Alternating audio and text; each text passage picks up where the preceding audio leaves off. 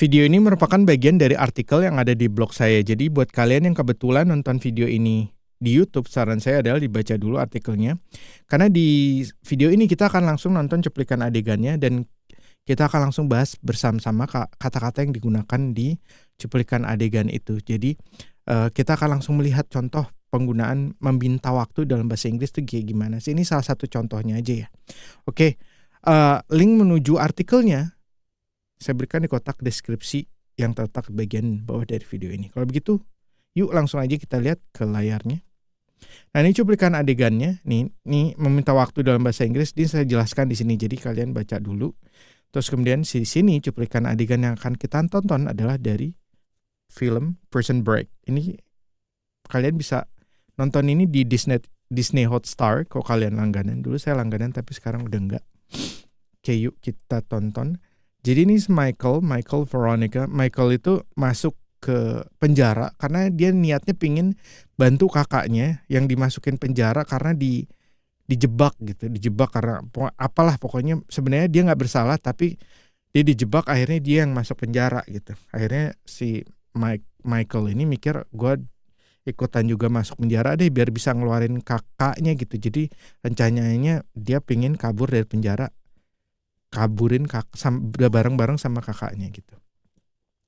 Oke, yuk langsung aja kita tonton. Ini dia pertama masuk habis dakwaan gitu, habis dari sidang, terus kemudian dinyatakan bersalah, terus kemudian masuk ke penjara sebentar sebelum dipindahin ke penjara benerannya gitu.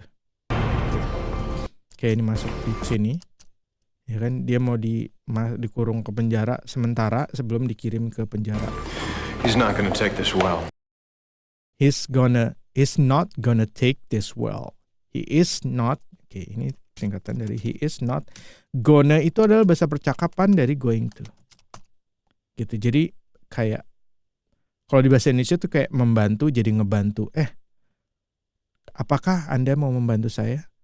Lu mau ngebantuin gue nggak? Jadi membantu jadi ngebantuin gitu kan, percakapan begitu ya. Begitu juga dengan gini. He's not going to take this well. Kalau bahasa percakapannya, he's not gonna. Jadi gonna, he's not gonna take this well. Oke, saya rubah jadi going to ya supaya kalian ngerti juga. He's not going to take this well. Dia tidak akan mengambil ini baik. Itu terjemahan kata-katanya gitu ya. Dia tidak akan mengambil ini baik. Tapi maksudnya adalah dia nggak akan bisa menerima hal ini, menerima bahwa si omnya itu masuk penjara nih si Michael ini. Can you blame him? Can you blame him? Si Veronica tuh bilang,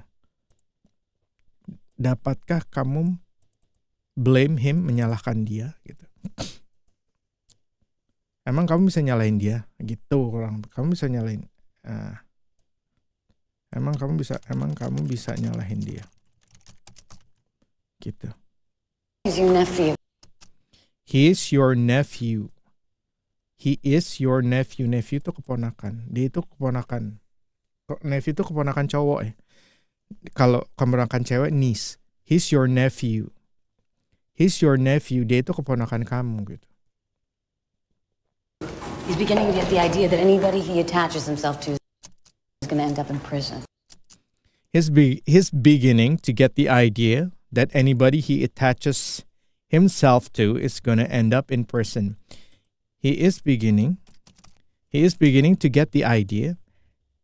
Dia mulai to get the idea, mendapatkan ide that anybody, bahwa orang-orang siapapun dia attach himself to, dia menempelkan dirinya pada orang tersebut gitu. He attaches himself to,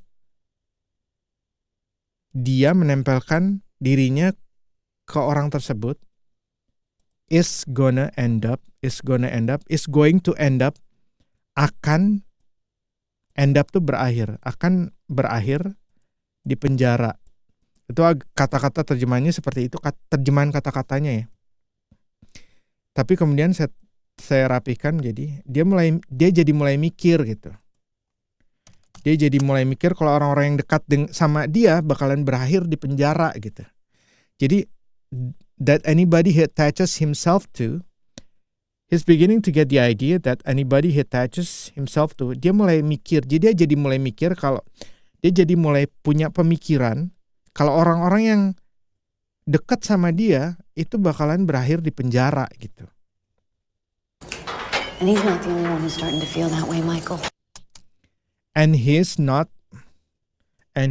the only one, dan dia bukan satu-satunya, the only one, satu-satunya, who is starting to feel, yang mulai merasakan, to feel that way, merasakan hal seperti itu. And he's not the only one who's starting to feel that way. Dan dia bukan satu-satunya orang yang mulai merasakan hal seperti itu, Michael. Oke.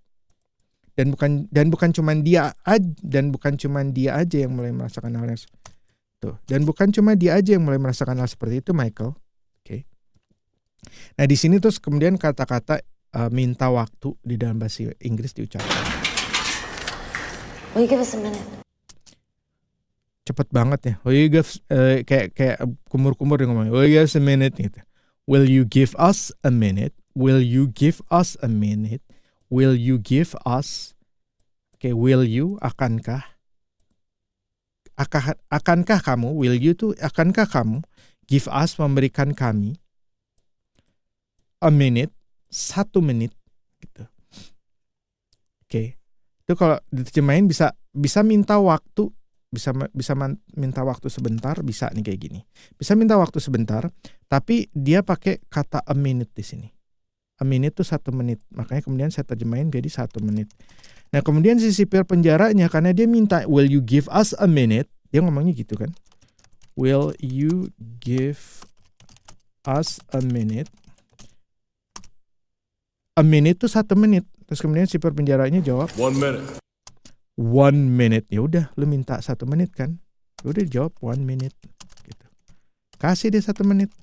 Kalau dia mintanya 5 menit, will you give us 5 minutes gitu. Nah, sama juga nih. Mungkin si penjaranya akan bilang 5 minutes gitu. Tapi karena dia bilang will you give us a minute gitu. Makanya si penjaranya bilang, "Ya udah, lu mintanya 1 menit kan?" Walaupun mungkin maksudnya dia adalah will you give us a minute tuh bisa minta waktu sebentar. Oke, 5 minutes bisa juga. Mungkin bisa juga, tapi karena dia mintanya exact di sini ada a minute, ya udah si penjaranya kasih 1 minute, 1 menit. Don't you understand? Don't you understand? Apakah kamu tidak mengerti? Kamu ngerti gak sih gitu? Don't you understand? Don't you understand? Lo ngerti gak sih gitu? Apakah kamu mengerti gitu? Apakah kamu mengerti? Don't you understand? Lo ngerti gak sih gitu? Gitu kurang lebih. Oke. Sampai ketemu lagi. Saya kalau nerjemahin kata per kata terus kemudian mesti ke situ, saya mesti mikir dulu karena ini on the spot ya langsung gitu. Saya pikir oh ini kata per katanya begitu, tapi kadang suka bingung gitu karena kata per kata ketika udah langsung jadi dia beda lagi gitu karena kata per katanya begitu. Oh ini kata per katanya begini. Karena saya udah melihat langsung kalimat tuh udah langsung oh ini artinya begini, langsung yang gampangnya aja. Ini maksudnya gini loh. Ini maksudnya gini loh. Maksudnya gini. Tapi kalian perlu juga untuk tahu kata per katanya sehingga nanti ada, soalnya saya ketika saya belajar bahasa Jepang pun saya kata per katanya begini maksudnya apa ya? Gue nggak ngerti ini gitu. Ini apa sih? Ini tuh maksudnya gini loh gitu. Oh, gitu jadi kayak gitu. Oke, kalau begitu sampai ketemu lagi. Talk to you soon and bye now.